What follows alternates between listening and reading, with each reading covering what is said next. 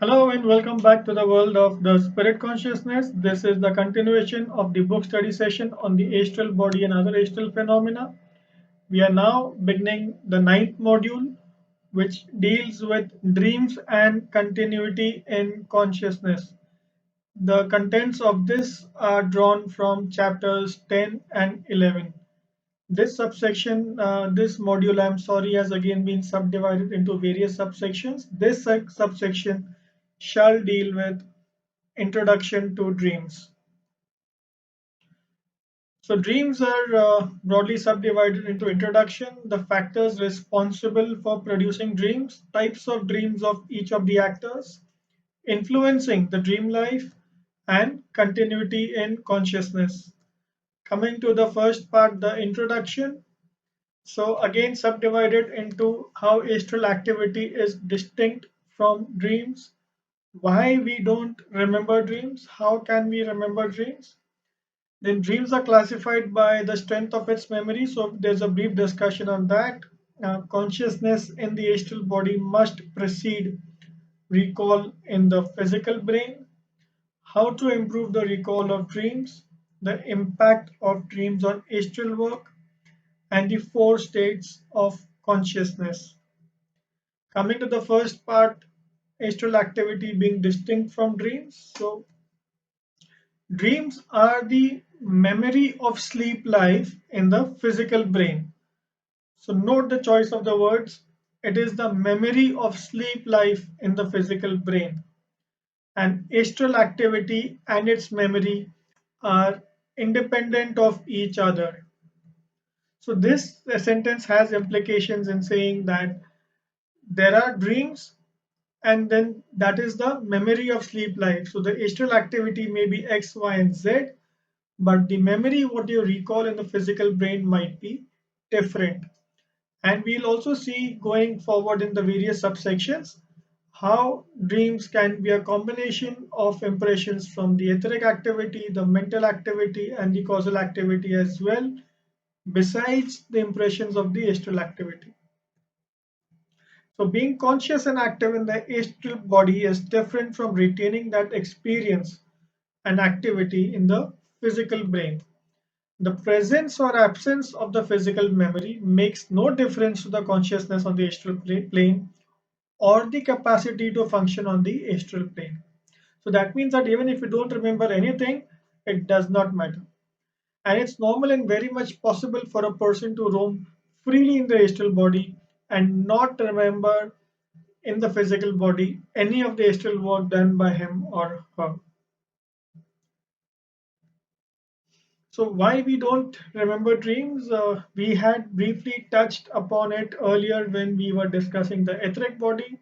So now let's look at it from this. So the gap in the astral and the physical consciousness is either because the astral body is not well developed or a proper etheric bridge is required between the astral matter and the thick physical matter of the two bodies, and that is made up of a closely woven web of atomic matter, and the vibrations must pass through this bridge, causing a second of unconsciousness like a screen between sleeping and awaking. So how can we remember dreams better? So astral memory can be brought to the physical brain only when the astral body is developed enough and the etheric chakrams are activated. So one of the functions, if you remember, is to transmit the forces from the astral plane to the etheric plane, or rather from the astral body to the etheric body. And the pituitary body, which concentrates the astral vibrations, also has to be working actively. So when you have these three conditions, then you will be able to remember dreams. So dreams classified by the strength of its memory. So the dreams can be classified by various factors by the strength of the memory. So dreams with a weak recall. Then there are deliberate impressions made by the self. Some dreams with strong memories and continuous consciousness. Let's understand each of them. So dreams with a weak recall, at times when the person wakes up, they feel like some experience has occurred but can't remember it. This feeling means that astral consciousness is present, but the physical brain is not receptive enough to receive the memory. So, on other occasions, the person successfully leaves a slight impression on the etheric double and the dense physical body. This results in a clear memory of the astral life. This is sometimes done deliberately by the self if she or he feels like they must remember the event on the physical plane. This type of memory disappears fast and cannot be retrieved. Any attempt to recollect it by the strong vibrations in the physical brain can cause further harm to the intricate astral vibrations, and this makes recollecting the memory increasingly difficult. And yes, there are some dreams with strong memories.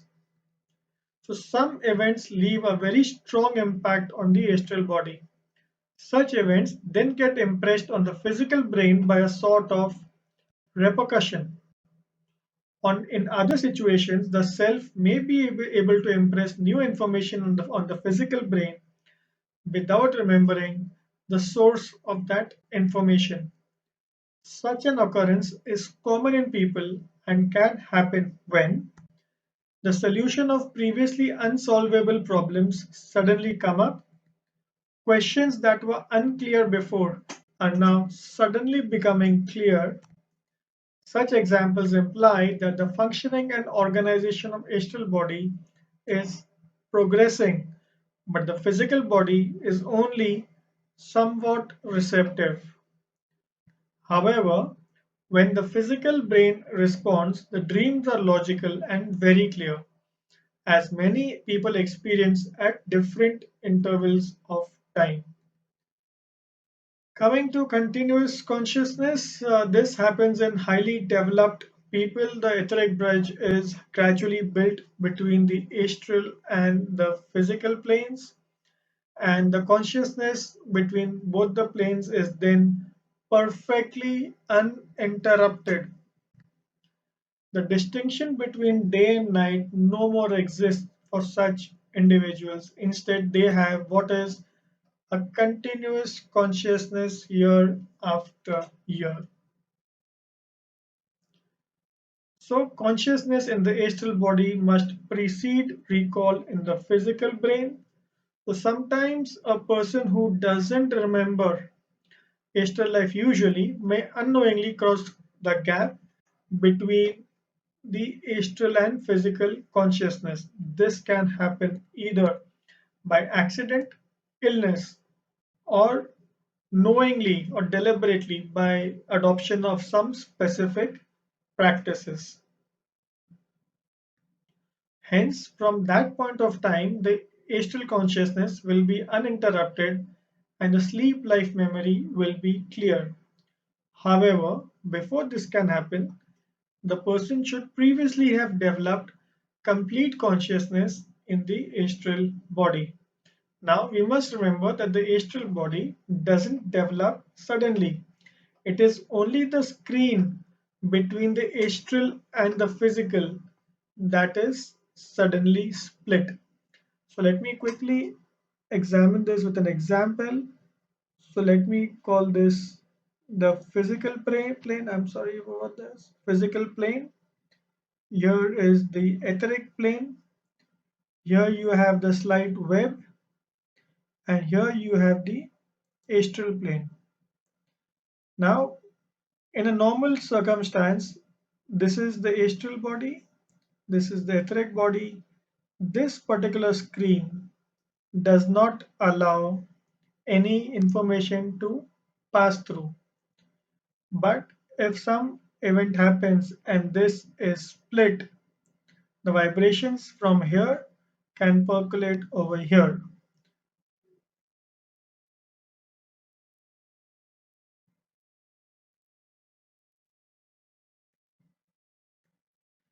So how to improve the recall of dreams? Mental growth can significantly alter the dream life.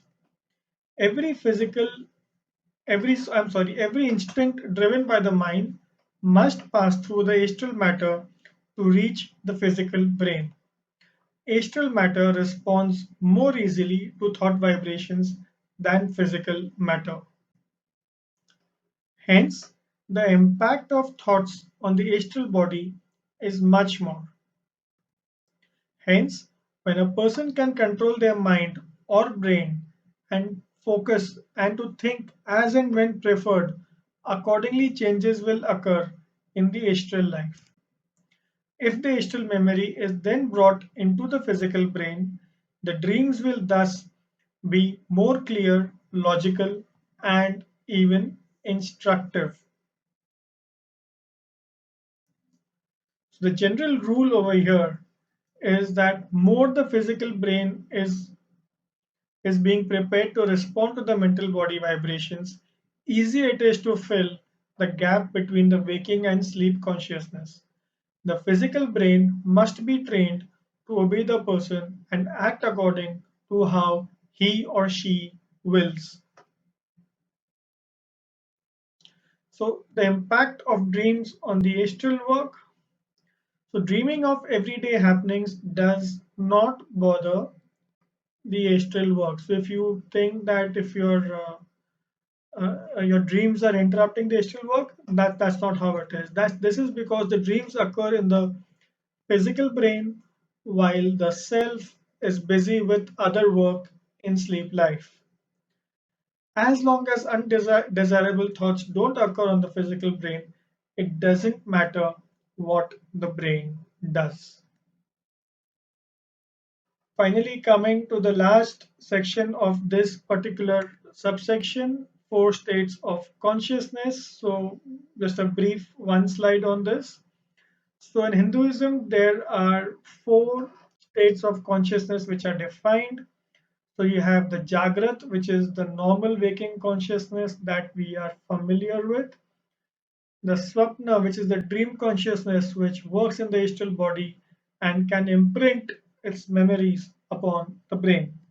Sushupti, which is consciousness that works in the mental body and cannot imprint memories upon the brain.